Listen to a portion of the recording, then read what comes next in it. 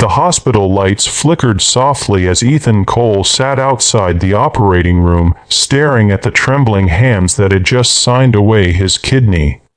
He wasn't rich, not even close, just a 37-year-old single dad who worked 2 jobs to raise his 8-year-old daughter, Lily. He didn't know the woman he was saving, didn't even see her face. All he knew was that someone out there was dying, and his kidney was the only match. The doctors told him it was risky. He could lose his job, his health, maybe even his chance to keep up with his little girl. But when Lily had asked, "Dad, if you can help someone live, why wouldn't you?" he didn't have an answer. So he said yes. 3 weeks later, Ethan was back at his small apartment, recovering, counting bills, and sipping instant coffee that tasted more like water than warmth. Life moved on quietly, the way it always did. No cameras, no thank you cards, just another man doing what felt right. He never knew the woman's name. Until one day, an unexpected letter arrived. The envelope was thick, the paper expensive. Inside a simple note: "Chore, you don't know me, but you gave me back my life. I owe you more than words could ever repay. E.R." No address, no contact, just initials. He tucked it into his drawer, beside Lily's drawings and unpaid bills. Months passed. Then, one rainy afternoon, a black SUV pulled up outside their worn-down building. A woman stepped out, mid-40s, elegant, with eyes that had seen too much loneliness. She asked for Ethan. When he opened the door, she hesitated, her voice trembling. I think you saved my life." Ethan froze. "You're E.R." She nodded. "Eleanor Rhodes, CEO of Rhodes Enterprises." Ethan blinked. The name sounded familiar. It was on billboards, company logos, and charity foundations across the city. The billionaire everyone read about but never saw. "I didn't know," he whispered. She smiled faintly. "You weren't supposed to. I didn't want money to decide who'd help me. I just wanted to believe in humanity again."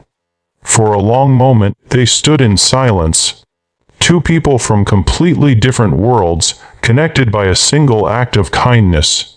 In the weeks that followed, Eleanor began visiting often. Sometimes she brought books for Lily, sometimes she just sat on the couch talking with Ethan over coffee that she politely pretended to enjoy. She found comfort in their simplicity.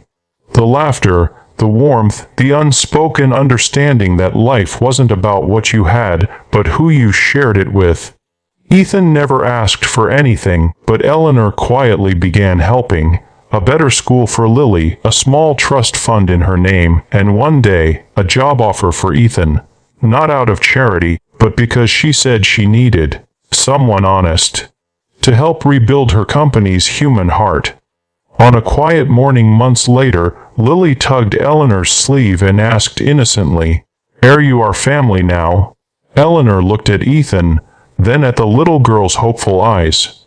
For the first time in years, she didn't feel like the billionaire who had everything. She felt human again. And Ethan realized that sometimes, when you give a part of yourself away, you don't lose anything at all. You just make room for something bigger. Eleanor smiled softly at Lily's question. "Family isn't always about blood, sweetheart," she said, kneeling down to meet her eyes.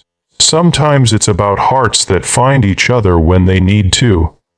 Lily grinned and wrapped her arms around her.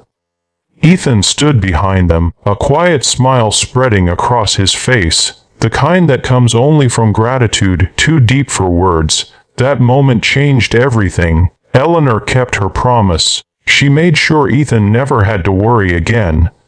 Not out of pity, but because she saw in him something rare, the courage to give without expecting anything in return. With him by her side, she restructured her company's mission, focusing on employee welfare, healthcare support, and community outreach. When people asked why, she always said, "Because one man reminded me that kindness isn't a weakness. It's the reason we survive." The years later, when the world learned their story, millions were moved. Donations poured into organ donation programs, hospitals reported record volunteer sign-ups, and people began looking at strangers a little differently. As if anyone could be the reason someone else gets another chance at life. And as for Ethan and Lily, they found more than security. They found belonging, purpose, and the quiet strength that comes from knowing one small act of kindness can change not just a life, but the world around it. Because sometimes, the greatest miracles aren't born from wealth or power.